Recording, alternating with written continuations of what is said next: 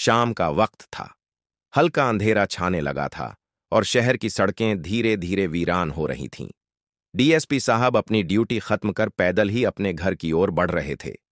उनकी वर्दी पर लगी बिल्लियां हल्की रोशनी में चमक रही थीं और उनके चेहरे पर वही कड़क रौब था जो एक पुलिस अफसर के चेहरे पर होना चाहिए। लेकिन उनके दिल में हमेशा से इंसानियत की लौ जलती आई थी।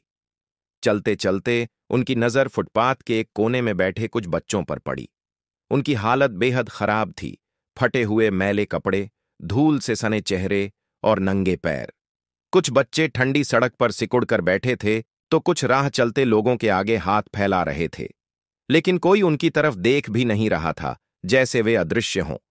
डीएसपी साहब ने धीरे से कदम बढ़ाए और उनके पास जाकर रुक गए। जैसे ही उनकी परछाई बच्चों के ऊपर पड़ी, वे सहम गए। शायद पहली बार किसी वर्दी वाले को इतने करीब से देखा था। लेकिन उनमें से एक, जो उम्र में सबसे छोटा था, डीएसपी साहब को गौर से देखने लगा। उसकी बड़ी बड़ी आंखों में डर भी था और उम्मीद भी। कुछ सेकंड तक दोनों के बीच बस खामोशी रही। फिर उस छोटे से लड़के ने कांपती आवाज में कहा, साहब, आप मेरे पापा जैसे लगते हो। ये शब्द सुनते ही डीएसपी साहब के दिल की धड़कन मानो एक पल के लिए थम गई। इतने सालों की सख्त पुलिस ड्यूटी में उन्होंने ना जाने कितने ही अपराधी पकड़े, कितनी ही मुश्किलें देखीं, लेकिन यह एक मासूम आवाज उनके दिल को चीर गई। उन्होंने खुद को संभालते हुए धीरे से पूछा, तुम्हारे माता पिता कहाँ हैं? लड़के की आंखों में आंसू छलक आए। उसने अपनी छोटी छोटी हथेलियां कसकर भींच लीं, मानो खुद को संभालने की कोशिश कर रहा हो। मुझे नहीं पता। जब से होश संभाला तब से बस ये सड़क ही मेरा घर है और ये बच्चे ही मेरा परिवार हैं। डीएसपी साहब ने इधर उधर देखा। वहां बैठे बाकी बच्चों के चेहरे भी गवाही दे रहे थे कि वे भी उसी दर्द का हिस्सा हैं। कोई भीख मांगकर अपना पेट भरता था, कोई कचरा बीनता था, तो कोई लोगों के जूते साफ करता था। लेकिन सबका अतीत एक जैसा था, लाचारी, गरीबी और अकेलापन। डीएसपी साहब ने धीरे से उन बच्चों के सिर पर हाथ फेरा।